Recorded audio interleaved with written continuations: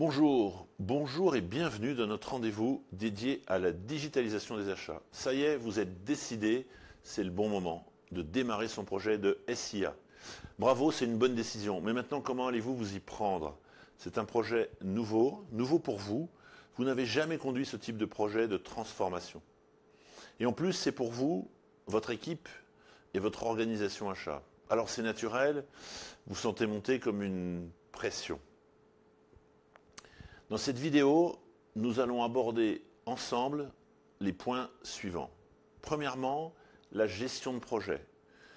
Le responsable, le plan d'action, le planning, le budget. Puis, nous verrons le sourcing pour mieux identifier ses besoins, l'état des lieux de votre architecture, la RFI et la préparation de la consultation. Nous l'avons vu, c'est un projet nouveau pour vous. Nouveau, oui, car c'est un thème nouveau, et surtout, c'est un thème qui vous concerne. Et ils sont assez rares, les projets qui concernent au premier chef l'organisation des achats. C'est donc à votre tour. C'est nouveau, et pourtant c'est un projet comme peuvent l'être tant d'autres. D'autres projets que vous avez menés et que vous avez déjà conduits. Vous savez donc quels sont les ingrédients pour réussir un projet. Eh bien, celui-ci ne va pas échapper à cette règle. Pour mener à bien un projet, il vous faut un chef de projet, une gouvernance des règles du jeu, cette gouvernance du projet qui va vous permettre de fonctionner, un planning, un suivi avec des comités de projet et une communication auprès des acteurs concernés, pas uniquement les membres de l'équipe projet, mais aussi toute l'entreprise. Et enfin, il vous faut un budget. J'oubliais un ingrédient qui peut avoir son importance, le nom du projet. Dans certains cas, et avec certaines cultures d'entreprise, cela peut être important de nommer votre projet. Alors soyez rigoureux dans la gestion du projet, dans le suivi, et créatif pour trouver un nom. Le sourcing. Le sourcing est naturellement une activité achat que vous connaissez bien.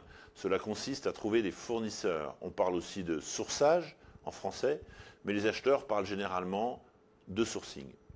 Vous allez donc pendant cette phase surveiller tout ce qui touche de près ou de loin au thème du système d'information achat, le SIA, ou du digital achat. Vous allez trouver beaucoup d'informations sur le web. Regardez aussi les articles, les revues professionnelles, les témoignages clients et bien sûr votre réseau. Interrogez autour de vous les acheteurs de votre réseau, vos connaissances. LinkedIn est naturellement une piste qui peut vous nourrir et qui peut vous aider dans vos recherches d'informations. Dans un premier temps, ne soyez pas trop exigeant, ni fermé. Le temps viendra de trier. Maintenant, vous êtes en recherche. Alors cherchez, ramenez, commencez à classer, regrouper par thème les solutions, les applications, les logiciels et autres plateformes que vous avez identifiées. À la fin de cette phase de sourcing, vous allez disposer d'une première liste qui pourra encore s'affiner. Vous allez pouvoir maintenant commencer à échanger avec ces acteurs. Votre projet a démarré. Vous l'avez structuré, organisé, c'est bien, vous êtes prêt. Puis vous avez commencé à regarder, sans trop vous limiter, ce qui existe sur le marché. C'est le sourcing. Il vous faut maintenant étudier votre dispositif digital. Cela peut être assez rapide quelquefois. Pour certains acheteurs, le dispositif est constitué d'un ERP, d'un logiciel financier, qui va servir à passer les commandes. Et puis à Excel, qui aide bien souvent les acheteurs. Mais pour beaucoup maintenant, vous pouvez disposer d'autres outils, comme le suivi de vos fournisseurs, des outils de business intelligence ou des outils de traitement de données, de rédaction de marché pour les acteurs publics. Vous allez donc poser votre architecture de système d'information, et notamment pour ce qui concerne les achats. Pour faire ceci, je vous encourage à dessiner votre processus achat, puis de venir disposer les outils, les systèmes et les logiciels que vous utilisez pour réaliser votre métier. Vous verrez ainsi aisément ce qui fonctionne déjà, ce que vous avez et ce qui vous manque, et ce que peut-être vous allez devoir arbitrer. C'est très intéressant comme démarche et assez instructif. Une fois votre état des lieux réalisé, vous allez pouvoir interroger les entreprises identifiées dans votre phase de sourcing.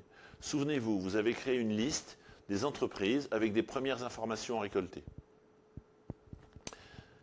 Cette RFI, Request for Information, est une étape pour bien identifier les acteurs, leur savoir-faire et ainsi vous permettre de répondre à la question: ces entreprises sont-elles éligibles pour me proposer leurs solutions.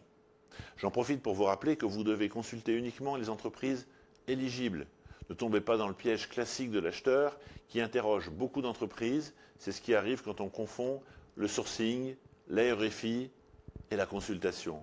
Le RFP, le Request for Proposal. Votre RFI va comporter des mentions sur l'identité de l'entreprise, son histoire, quelques chiffres, son savoir-faire, son expertise, mais aussi ses références. Avec ces premiers éléments, vous disposez de tout ce dont vous avez besoin pour savoir si cette société participera ou non à la consultation. Vous n'avez pas besoin de consulter 10 entreprises. Si votre sourcing est bien réalisé et si vous savez fonctionnellement ce que vous en attendez, 3 à 5 entreprises maximum sont suffisantes pour mener à bien votre projet. Nous sommes maintenant arrivés à la dernière étape avant de lancer la consultation. Il s'agit de la phase de préparation de votre consultation. Là aussi, c'est du grand classique. Et vous connaissez cela très bien. Votre consultation devra à minima comporter les éléments suivants. La présentation de votre entreprise. N'oubliez pas de donner envie. Vos fournisseurs sont très sollicités et vous devez capter leur attention dès la présentation de l'entreprise. Puis vous présenterez votre projet, les enjeux et pourquoi ce serait bien qu'ils s'y intéressent.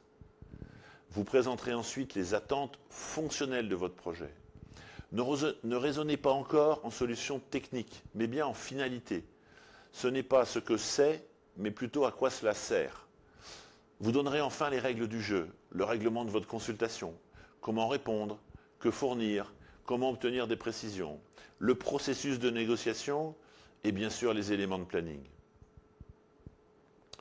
En conclusion, vous savez ce dont vous avez besoin et quels sont les acteurs qui pourront répondre à votre besoin maintenant. Dans notre prochaine vidéo, je vais vous parler du marché des systèmes d'information achat. Merci et à bientôt.